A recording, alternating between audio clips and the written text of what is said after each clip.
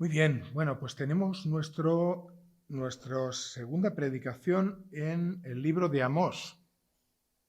Amós, capítulo 3, y como puse en el WhatsApp, y espero que alguno me ha hecho caso, aunque tiene un contador, el vídeo tiene un contador de visualizaciones, y he visto que no me hace mucho caso.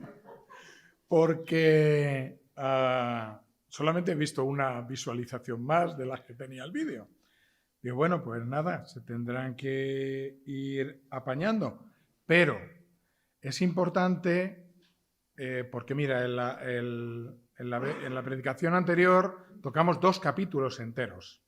Y hoy vamos a tocar del capítulo 3 al capítulo 6, 14 versículos del capítulo 6. Por lo tanto, si no estamos muy atentos, si no seguimos el hilo, nos vamos a perder. Y es lo que no quiero. De hecho, vamos a poner el vídeo, porque el otro día faltaron bastantes hermanos, vamos a poner el vídeo 1 y el vídeo 2 en esta mañana para que nos refresque un poquito de lo que estamos hablando. Y siempre podéis ir a la predicación número 1 para buscar el hilo de nuestra predicación para hoy. ¿Vale? Estaba pensando, he estado 2 veces en un tribunal de justicia, delante de un juez.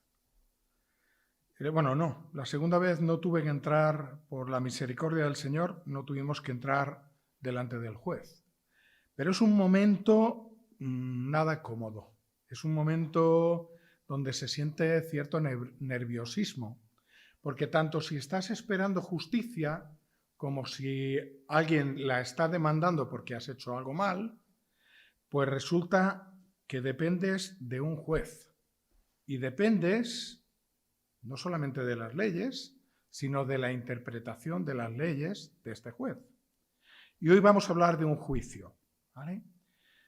Los habitantes de Israel, especialmente la gente humilde, no tenían ninguna confianza en la justicia que había, en tener un juicio justo. Imagínate que alguien te está acusando de algo, te lleva a los tribunales y entonces, como la justicia estaba pervertida, pues no ibas a tener ninguna garantía de que el juez pues dictara pues una justicia correcta. Entonces la gente estaba completamente desconfiada. No solamente que las leyes estaban bien, si seguían las leyes de Dios, pero como no tenían en cuenta las leyes de Dios y habían puesto también las leyes de los hombres, pues no, el justo no estaba protegido. Sobornos a los jueces, arreglos entre ellos, etcétera, etcétera. Y esto es lo que vivía el pueblo de Israel, y en nuestra primera predicación lo compartimos. La segunda cosa por la que el Señor dice que les va a traer un juicio es por la opresión al pobre. Cuando vemos las leyes del Antiguo Testamento nos llama la atención poderosísimamente que Dios se preocupaba extraordinariamente del pobre, del afligido, del extranjero, ¿vale? Y también fuimos a un pasaje donde hablaba de que los ricos, los opresores, los que no pensaban en el pobre, que lo tenían ahí tirado en el suelo prácticamente, sin nada, con la poquita ropa que tenían, que a veces tenían un manto, no tenían colchones, como nosotros tenemos de picolín hoy en día, y echaban, a veces casi sin ropa, echaban la ropa en el suelo para poder tumbarse y descansar por la noche. Y la ley del Señor decía, a ver, si el rico toma sus ropas al atardecer, por la noche se las ha de devolver, porque ¿con qué se cubrirá? ¿O dónde se echará? Estamos hablando de multitud de años atrás, y el Señor, Jehová, hacía leyes para la protección del pobre, pero estas no se estaban aplicando entre el pueblo. Había una injusticia tremenda. Y estos textos que vamos a leer nos hablan de un juicio que viene sobre Israel. Habría un juicio ante tanta injusticia y el condenado sería el pueblo de Israel. Y había un juez, que es el juez supremo. Su nombre es Justicia, en mayúsculas. Nunca se ha equivocado al dictar justicia, no se le amontona el trabajo, nunca acude cansado a un juicio, no hace huelga, tiene todos los datos y toda la sabiduría para aplicar un juicio perfectamente recto. Este es nuestro Dios.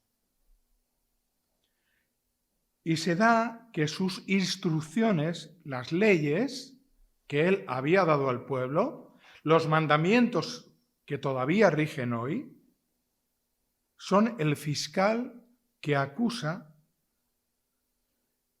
y que dan todas las pruebas de que hemos delinquido.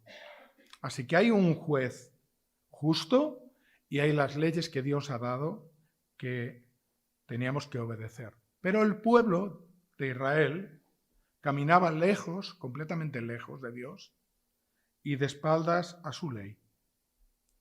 Leyes que cuando pensamos, yo recordaba en mis tiempos de católico practicante, que trataba de cumplir las leyes, trataba de cumplir los mandamientos, y ya me habréis oído, soy un poco pesado, pero ya me habréis oído, decir que hasta apuntaba en un papel mis pecados para ir a confesarlos el domingo. Sin confesión nos damos cuenta de que somos absolutamente pecadores. Como aquel pueblo que caminaba de espaldas a la ley de Dios y protegido por sus leyes. Es decir, Dios nos ha dado sus leyes para protegernos. Si nos salimos del camino de sus leyes, nos ponemos en peligro. Y este pueblo estaba en peligro. No solamente resistía a Dios y se rebelaba constantemente contra Él, contra sus mandamientos, y esta injusticia, la idolatría y la perversión sexual, que eran, digamos, lo que seguían ellos, ¿vale? Aún mezclándolos con la adoración a Dios, que era una abominación, es también lo que vemos en este mundo. Otra vez, mira, tengo que hacer así porque ha sido como una orquesta esta mañana, ¿vale? El Señor pone palabras, pensamientos en otros hermanos de lo que vamos a hablar hoy.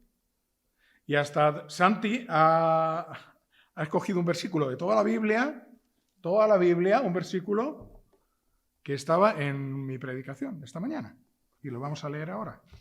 Se me va a caer todo.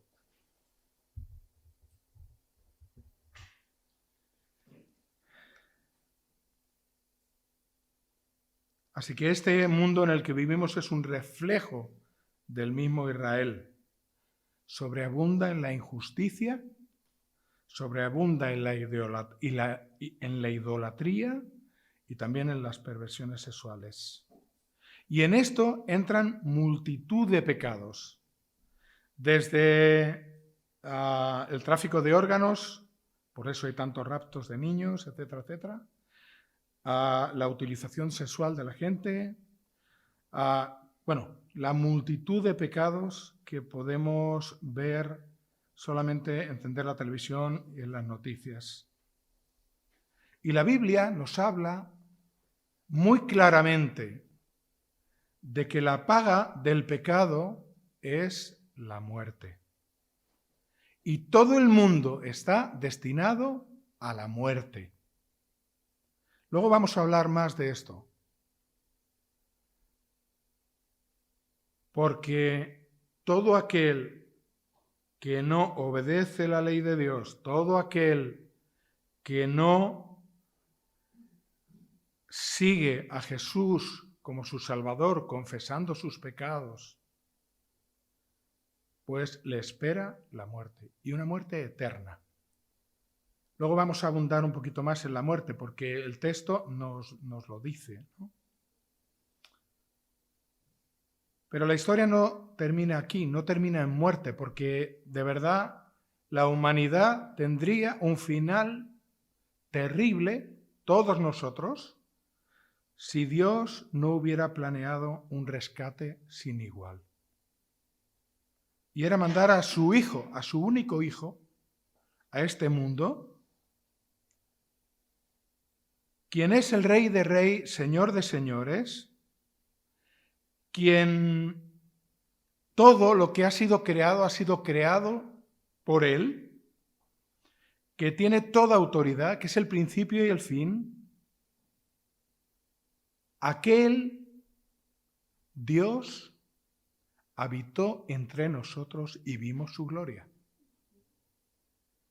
Y vino para morir en una cruz. Vino para morir en una máquina de tortura.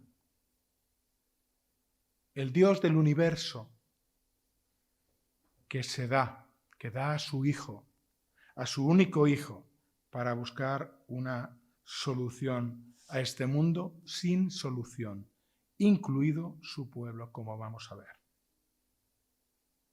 Romanos 5, 6, en adelante, lo que ha leído Santi. Porque Cristo, cuando aún éramos débiles, y esta palabra débiles es desesperados, incapaces, a su tiempo murió por los impíos, que somos nosotros y todos los demás, su pueblo, la humanidad entera. Ciertamente, apenas morirá alguno por un justo, con todo, pudiera ser que alguno osara morir por el bueno. Mas Dios muestra su amor para con nosotros en que, siendo aún pecadores, Cristo murió por nosotros. Lo voy a dejar ahí porque es precioso lo que sigue, pero para eso es en lo que quería, digamos, fundamentarme, y ya lo hemos escuchado esta mañana. Así que estamos en un juicio. Hay un fiscal que nos condena, que son las leyes de Dios. Pero Dios ha provisto un abogado. Y cuando te metes en el mundo de los abogados, es un infierno. Porque muchas veces lo único que quieren es tu pasta.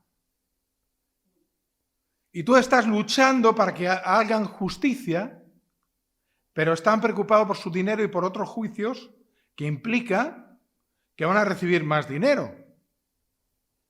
¿Verdad, Rosy?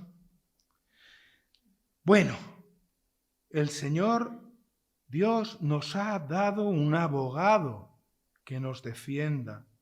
No podríamos pagarlo ni con todo el dinero que ganásemos en nuestra vida. Y esto se llama gracia inmerecida.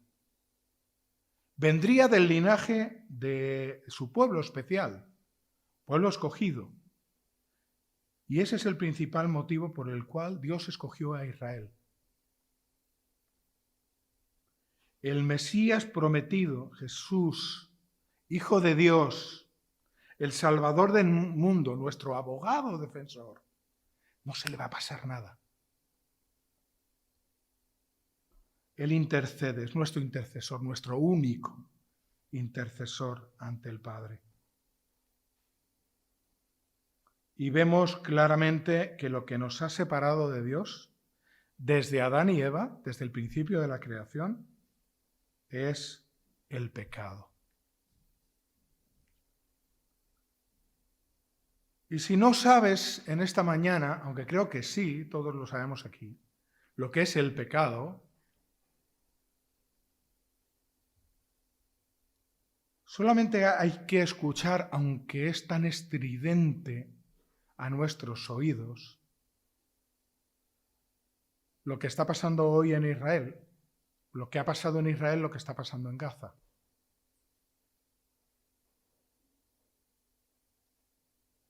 Es como si el diablo tuviera manos. mujeres violadas, niños amputados, quemados, familias enteras masacradas. Eso es el pecado. A veces pecado se entiende de muchas maneras, pero también el pecado es lo que tú haces cuando mientes, ¿vale? Todos pecamos cada día. Aunque no debemos vivir en pecado, como bien sabemos como creyentes.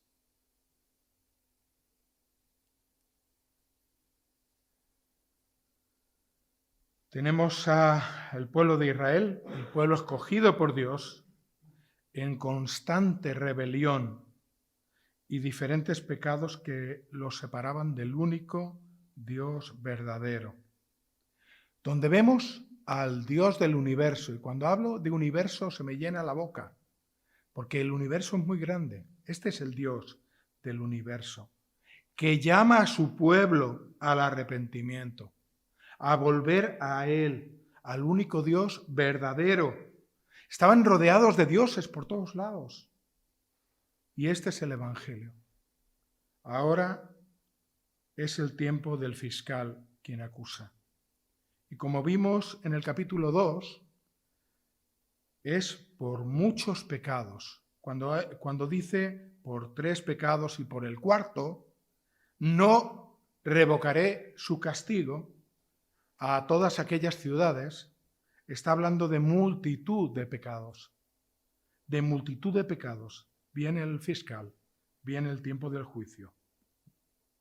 Como era un poco lioso la semana pasada, entonces quise que pusiéramos un vídeo para centrarnos un poquito y saber dónde estaban aquellas ciudades, para los que no estaban, ¿vale?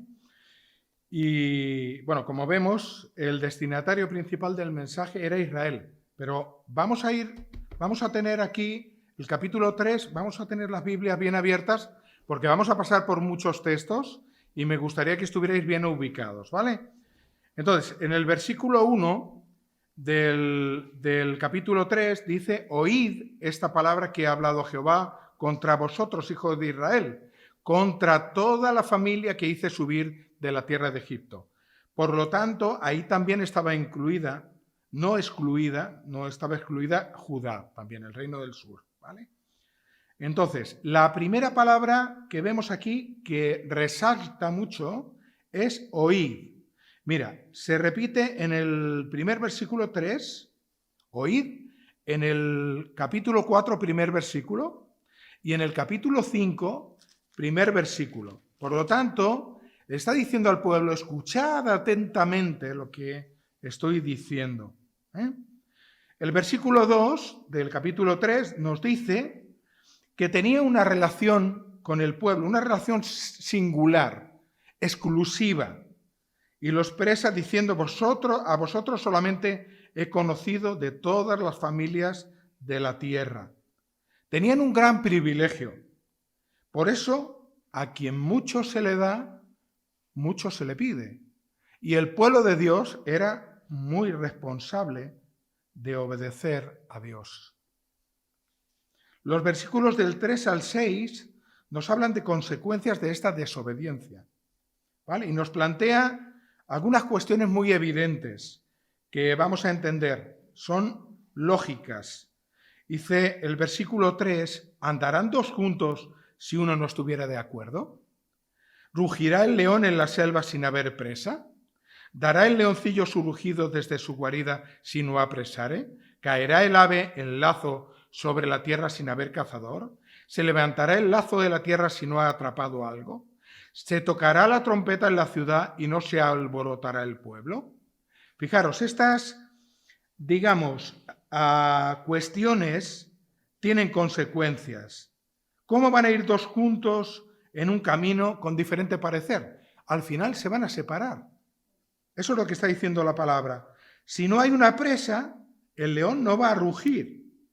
Si no hay una trampa para el pájaro no caerá en ella. Son cosas muy evidentes. Si suena la trompeta en la ciudad, lo normal es que el pueblo se alerte. Y concluye que por causa del pecado, el Señor hablará a través de sus profetas. Y en este caso es de Amós. Y en el versículo 8 nos dice, si el león ruge, ¿quién no temerá? Si habla Jehová el Señor, ¿quién no profetizará? Cuando está hablando aquí como un león que ruge, es muy interesante la comparación, ya que, aunque a lo mejor no hemos visto tantos documentales, yo no me he fijado en ese detalle, pero fijaros que el león, antes de atrapar a su presa, pero cuando ya la tiene ahí, es decir, que la va a atrapar, el león ruge y se tira y la atrapa. Ahora vais, si lo miráis en National Geographic. Bueno, es así, y esto es lo que está diciendo el Señor, que el Señor ruge también por los pecados de este pueblo. Justo antes de que el juicio caiga, Él va a alzar su voz contra su pueblo, va a rugir contra su pueblo, y lo va a hacer denunciando a través de sus profetas. El versículo 10 dice, no saben hacer lo recto, dice Jehová, atesorando rapiña y despojo en sus palacios. El versículo 9 nos dice que tal era su pecado, el pecado del pueblo, que aún los extranjeros, los vecinos de Israel, serían testigos de las violencias y opresiones en las que habían incurrido. Como esa ropa de los pobres que he comentado antes. En ella se tumbaban los ricos para tener un buen colchón, sin pensar en el agravio de aquellos que lo estaban pasando terriblemente mal. Y por su altivez y desprecio a los desvalidos, vendría sobre ellos, sin esperarlo, un ejército que les sometería. Versículo 11. Por tanto, Jehová el Señor ha dicho así, un enemigo vendrá por todos lados de la tierra y derribará tu fortaleza y tus palacios serán saqueados. Esta semana esto me hacía recordar algo, porque era completamente casi imposible que desde Gaza, sorpresivamente, se metieran en Israel para hacer lo que hicieron. Estoy haciendo una comparación porque es un ejemplo. Es algo que no esperaban, es algo que de ninguna manera esperaban en este momento. No es el juicio de estos días atrás del que se está hablando aquí, porque luego veremos cuál sería el juicio. Pero sin embargo, ellos, mira, se sentían fuertes, en un estado de bonanza. No iban a ser sorprendidos por una fortaleza. No había enemigos tan fuertes como su ejército para derrotarles. Nadie les iba a sorprender. Pero Dios tenía preparado un enemigo en la sombra. Aunque Dios no destruiría al pueblo por completo, porque siempre habría un remanente fiel que se salvaría por los pelos, aunque puesto en estrecho. Versículo 12. Así ha dicho Jehová, de la manera que el pastor libra de la boca del león 2 piernas o la punta de una oreja. Así escaparán los hijos de Israel que moran en Samaria, en el rincón de una cama o al lado de un lecho.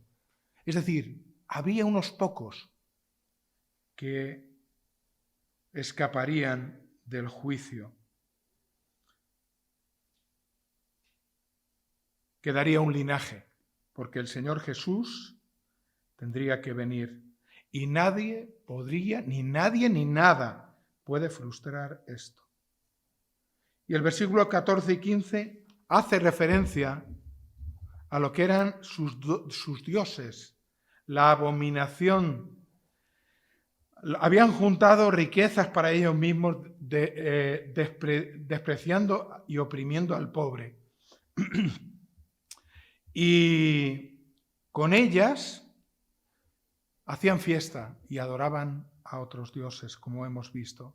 Y en el capítulo 4, ya estamos en el capítulo 4, del 1 al 3, el Señor insiste que esta riqueza desproporcionada, fruto de robar a los necesitados, y habla de unas vacas de Basán. ¿Qué es esto? Las vacas de Basán. Versículo 1.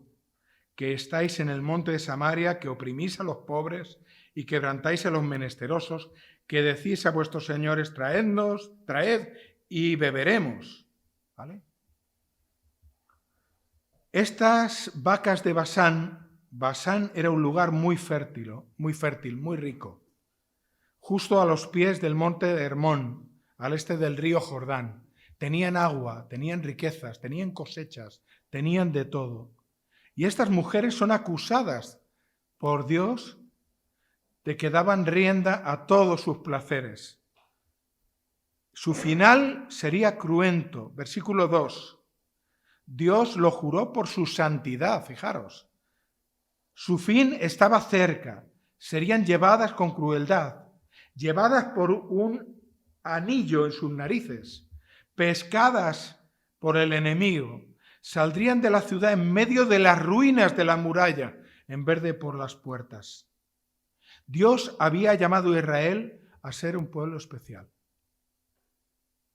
al que cuidaría, debería serle fiel a sus mandamientos, al pacto, deberían ser justos con los pobres.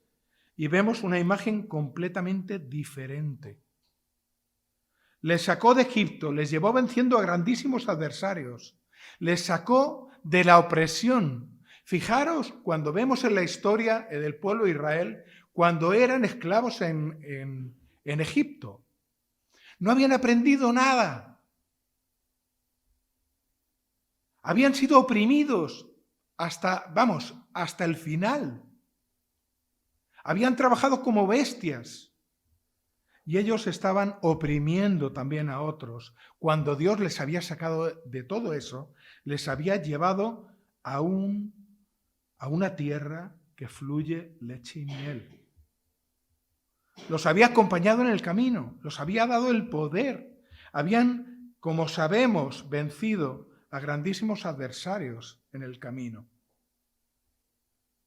Y la respuesta del pueblo fue en gran manera infiel e irresponsable, rebelde.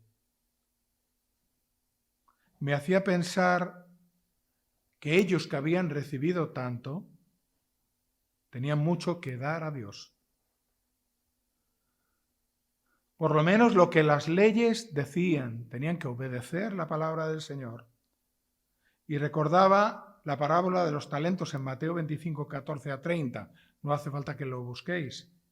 Pero ¿qué hacemos con todo lo que Dios nos ha dado, iglesia? ¿Qué haces tú con todo lo que Dios te ha dado? Esa es la pregunta. ¿Lo malgastas, lo desprecias? ¿O eres cuidadoso y lo multiplicas? Hebreos capítulo 2, sí, buscadlo, por favor, que se oigan las hojas de los móviles. Hebreo 2, del versículo 2 en adelante, nos habla de que los creyentes debemos andar de una manera. Y hemos leído otros textos en esta mañana, por eso hablo de lo de la orquesta. Al final el Señor nos orquesta. Es una maravilla ver que su presencia está en medio de nosotros, porque el Señor, el Espíritu Santo, hila la reunión. Dice así Hebreos capítulo 2, versículo 2 en adelante: por tanto, es necesario que con más diligencia atendamos. ¿Atiendes con diligencia? José Manuel, ¿atiendes con diligencia a las cosas que hemos oído? No sea que deslicemos. Porque si la palabra dicha por medio de los ángeles fue firme, y toda transgresión y desobediencia recibió justa retribución, ¿cómo escaparemos nosotros si descuidamos una salvación tan grande? Nos habla de es necesario que con más diligencia atendamos. A lo mejor atiendes el domingo, ¿Atiendes todos los demás días? ¿Atiendes al Espíritu Santo? ¿Atiendes a la palabra de Dios? ¿Atiendes a lo que Dios te dice a través de otros hermanos? Que la palabra de Dios sea nuestra prioridad. Oíd, oíd. Luego vamos a hablar del pecado de la idolatría, en el capítulo 4, del 4 al 13.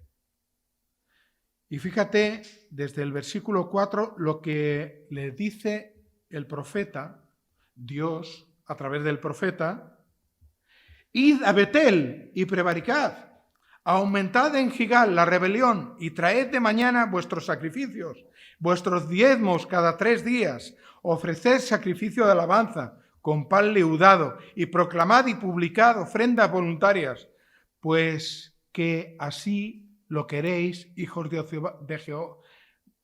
Israel, dice Jehová el Señor. ¿Qué está diciendo con esto? Desde luego es sarcasmo. Les está diciendo, fíjate, id a Betel, uno de los templos donde adoraba el pueblo de Israel, donde tenían un montón de dioses más, donde tenían un becerro que presidía el templo. Y Betel era un lugar sagrado, el lugar donde Jacob vio en sueños la escalera hacia el cielo. Génesis 28.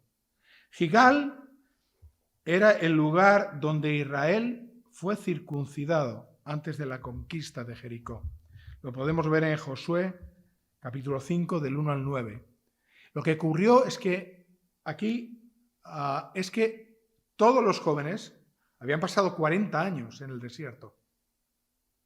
Los que habían salido no estaban circuncidados. Los que habían salido de Egipto, que habían nacido durante todo ese tiempo, los 40 años, no estaban circuncidados. Y ellos querían empezar bien, conforme a la ley, conforme lo que Dios decía, que era necesario que fueran circuncidados. La mayoría de los mayores no entraron en la tierra, pero toda esta generación fue circuncidada antes de ver todas esas maravillas que Dios hizo hasta que les entregó la tierra.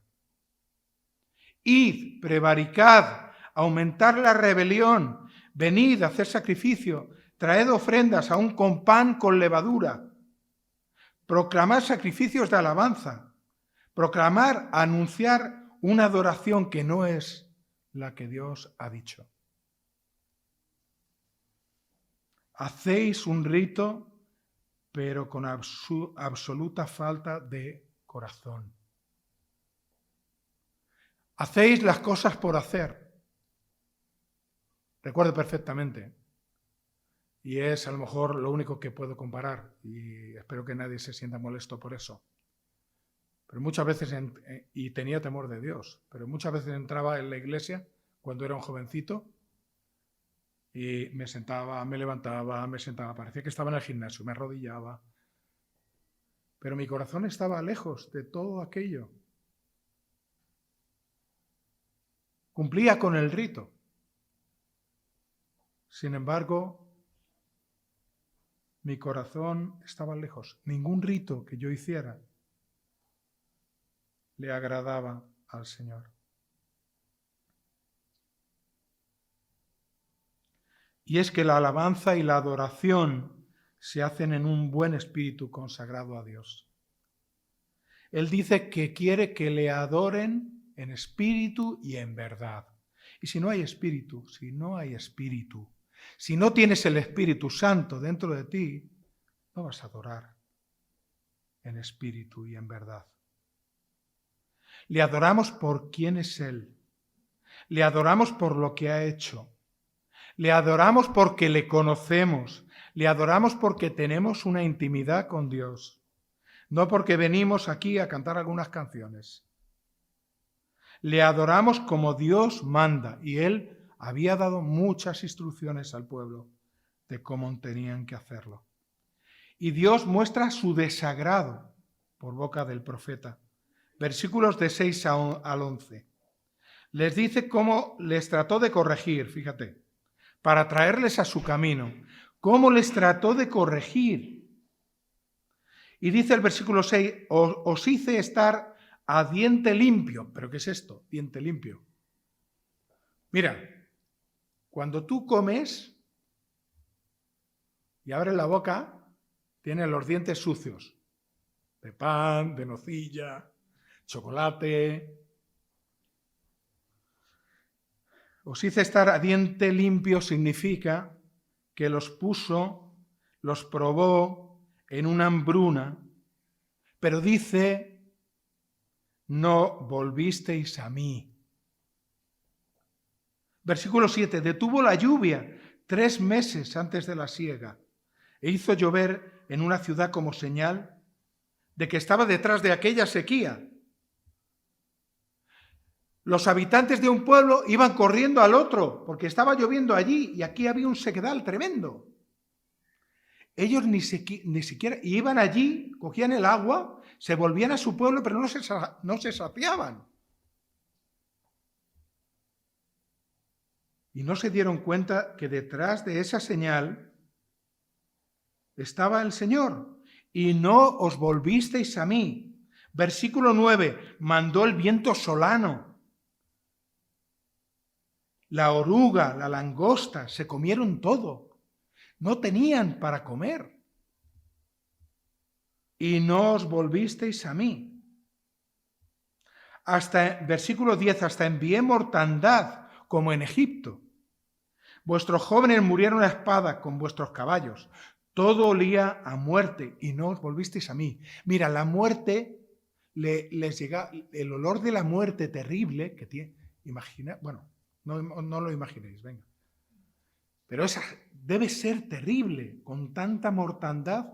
Dice que les llegaba a las narices, debería ser insoportable. Y no os volvisteis a mí. El versículo 12 dice, por tanto, de esta manera te haré a ti, oh Israel, porque te he de hacer esto. Prepárate para venir al encuentro de tu Dios. Israel, te vas a enfrentar cara a cara con tu Dios y con su poder. Versículo 13, porque aquí el que forma los montes, crea el viento y anuncia al hombre su pensamiento, el que hace de las tinieblas mañana y pasa sobre las alturas de la tierra. Jehová, Dios de los ejércitos, es su nombre. Se iban a enfrentar a Jehová, Dios de los ejércitos. Y hay un pecado de decadencia, y es el resto del texto. Y vamos a ir andando un poquito, caminando un poco a través de lo que nos cuenta el profeta Amós. Hay un pecado de decadencia.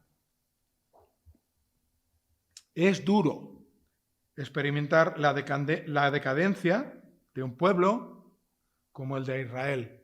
¿Por qué? Porque era el poseedor de las promesas de Dios. ¿Qué dijo en sus promesas?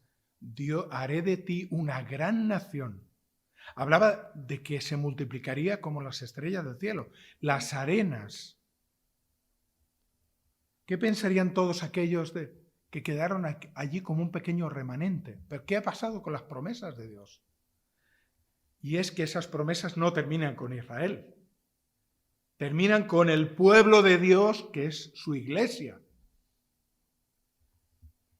que sí es multitud.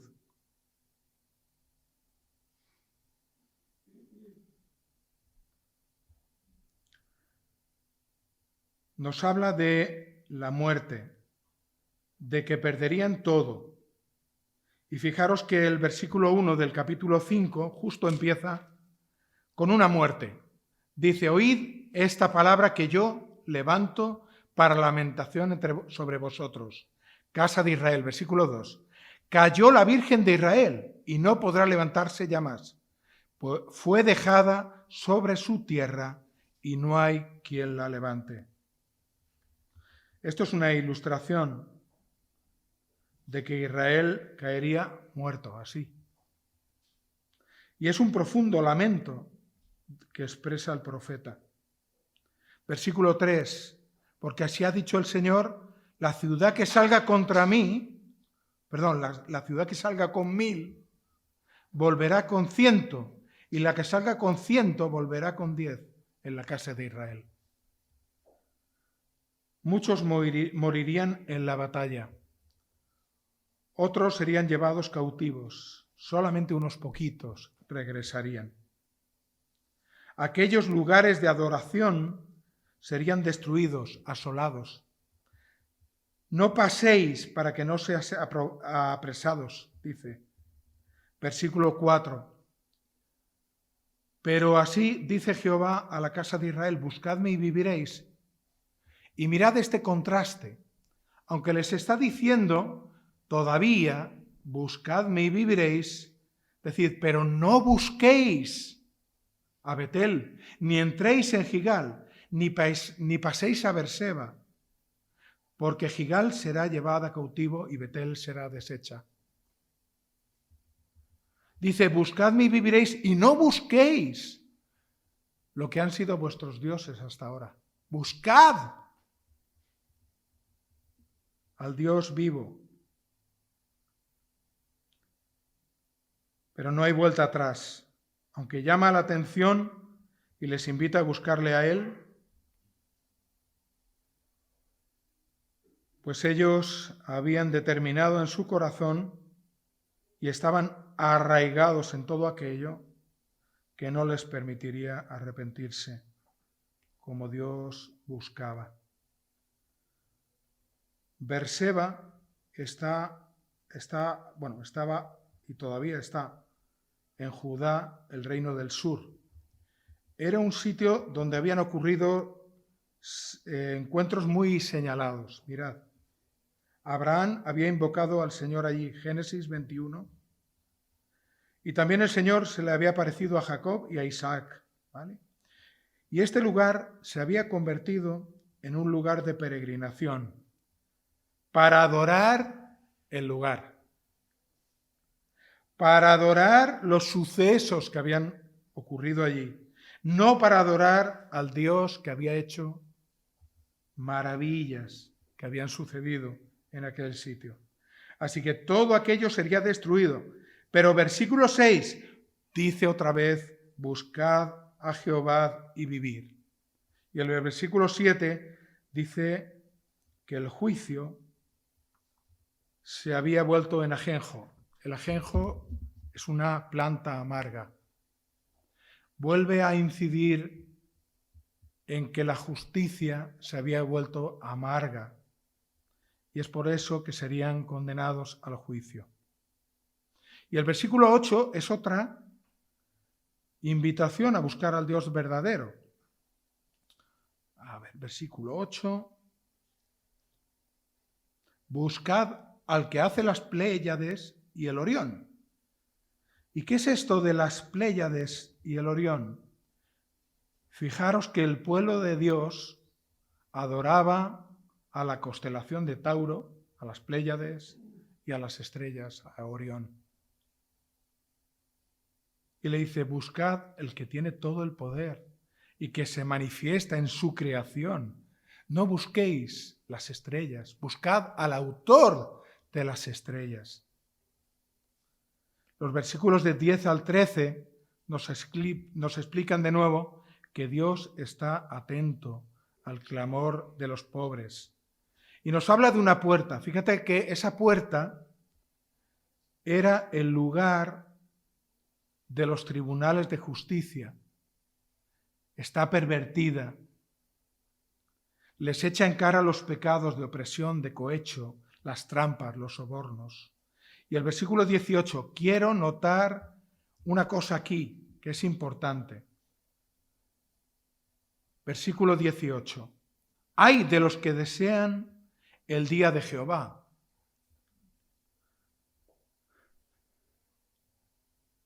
¿Para qué queréis este día de Jehová? Será de tinieblas y no de luz, como el que huye delante del león y se encuentra con el oso, o como si entrara en casa, apoyare su mano en la pared y le muerde una culebra, ¿no será el día de Jehová tinieblas y no luz, oscuridad que no tiene resplandor? ¿Qué les está diciendo aquí? Ellos, el pueblo de Israel, aún con sus prácticas idolátricas, aún con su injusticia, aún oprimiendo al pobre, esperaba el día de la redención, el día de Jehová, porque era el pueblo escogido por Dios. Serían salvos. Eso era una burda mentira. Cuando viniera el día de Jehová, se encontrarían con su condenación. Y fíjate cómo lo explica, ¿no? Si huyen del león, pero se encuentran a un oso de frente, ¿no? Era la muerte, no había posibilidad de escapar. Versículos 14 y 15. Vuelve a mostrar al pueblo la senda de volver a él, hacer lo bueno, buscar la justicia, arrepentidos de todo lo malo, y quizá el Señor tendrá piedad del remanente. Buscad lo bueno y no lo malo para que viváis, porque así Jehová Dios de los ejércitos estará con vosotros. Aborreced el mal y amad el bien, estableced la justicia en juicio. Quizá Jehová Dios de los ejércitos tendrá piedad del remanente de José. El remanente de José se refiere a las 10 tribus que estaban en el norte.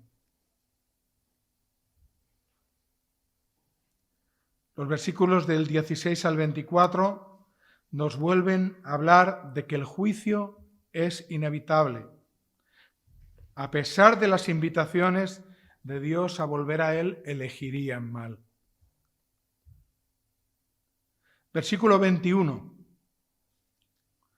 Aborrecí, abominé vuestras solemnidades y no me complaceré en vuestras asambleas. Y si me ofreciereis vuestros holocaustos y vuestras ofrendas, no lo recibiré, ni miraré a las ofrendas de paz de vuestros animales engordados. Quita de mí la multitud de tus cantares, pues no escucharé las salmodias de tus instrumentos. Corra el juicio como las aguas y la justicia como impetuoso arroyo, dice el Señor. Versículos 25. Fíjate, me ofrecisteis sacrificios y ofrendas en el desierto 40 años. ¡Qué bien! ¿Oh casa de Israel? Es una pregunta. ¿Me ofrecisteis sacrificios durante 40 años, oh casa de Israel? Versículo 26. Antes bien llevabais el tabernáculo de vuestro Moloc y Kium, ídolos vuestros, la estrella de vuestros dioses que os hicisteis. ¿Cuánto el Señor soportó a este pueblo? Qué tremendamente triste, cuánto rechazo a sus leyes, cuánto rebelión a su palabra, cuánto dolor causaron al corazón de Dios.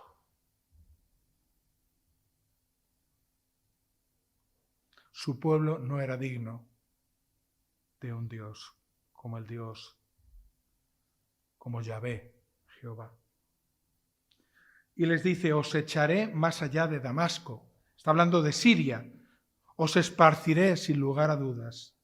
Versículos del 1 al 14 ya del capítulo 6. Y estamos casi terminando. Es decirle al pueblo de Israel, al pueblo que se siente seguro en su prosperidad, que serán entregados. Mira, aquellos que eran la envidia de sus vecinos, vamos a leer un poquito aquí en el texto.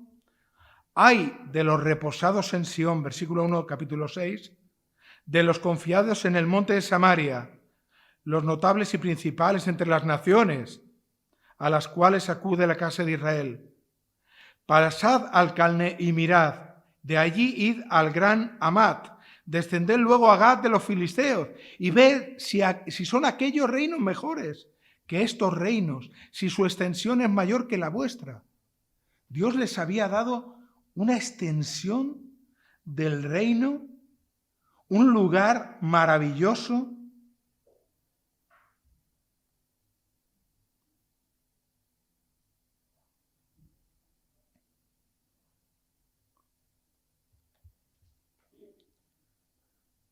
Camas de marfil, en ese contexto, comen y beben de todo, corderos engordados, tazones abundantes de vino. Y esto nos habla de los excesos de los ricos que Dios condena. El versículo 7 dice, serían, por tanto, ahora irán a la cabeza de los que van a cautividad y se acercará el duelo, de los que se entregan a los placeres. Jehová, el Señor, versículo 8, juró por sí mismo. Jehová, Dios de los ejércitos, ha dicho, abomino la grandeza de Jacob, aborrezco sus palacios y entregaré al enemigo la ciudad y cuanto hay en ella.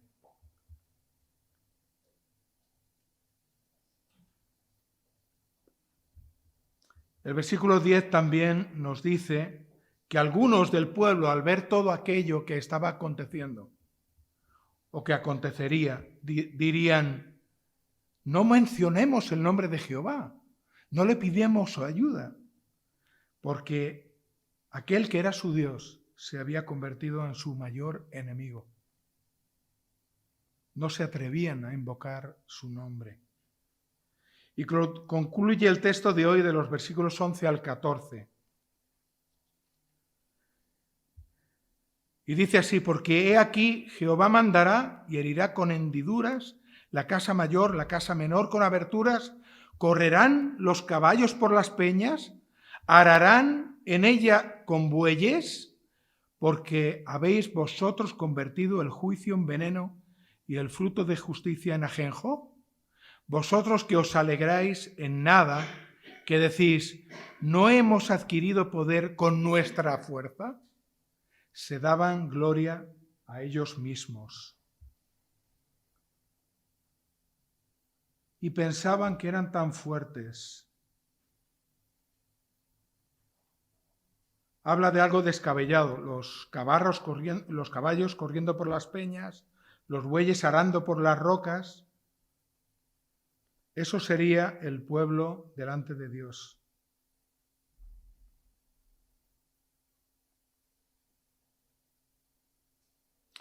Y el Señor les dice en el versículo 14, pues he aquí, oh casa de Israel, dice Jehová, Dios de los ejércitos, levantaré yo sobre vosotros a una nación que os oprimirá desde la entrada de Amat hasta el arroyo de Arabá.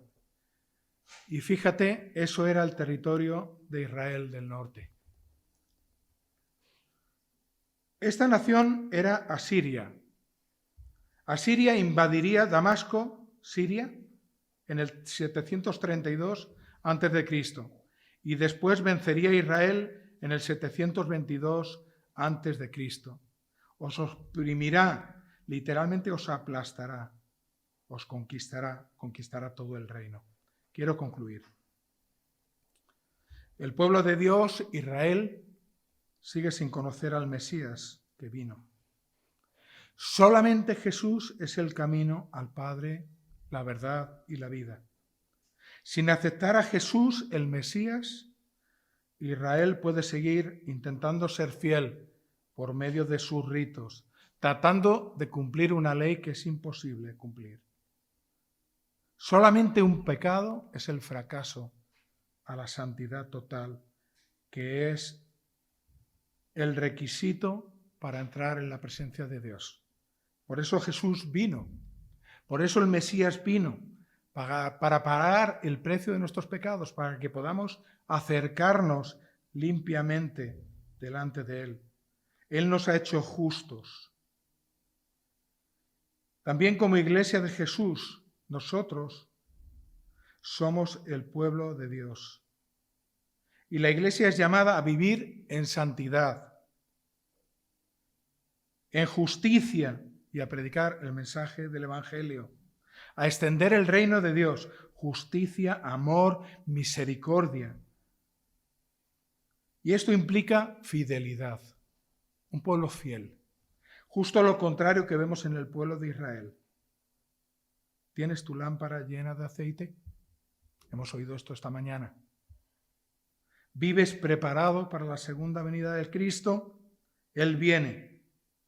El pueblo no honraba a su Dios con todo su corazón. Su corazón estaba lejos de Él. ¿Tienes en tu corazón al Señor? ¿Es tu prioridad en la vida? ¿Y tu meta es obedecer su palabra cada día y darle gloria y la honra que merece Dios?